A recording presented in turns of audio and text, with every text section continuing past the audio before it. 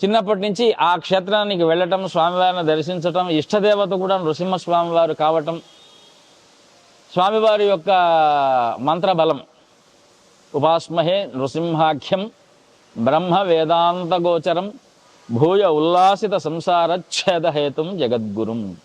కాబట్టి మొట్టమొదటిగా వేదాంతాన్ని దర్శింపజేసేటువంటి దేవత ఏరన్నా ఉన్నారు అంటే అది నరసింహస్వామి వారట.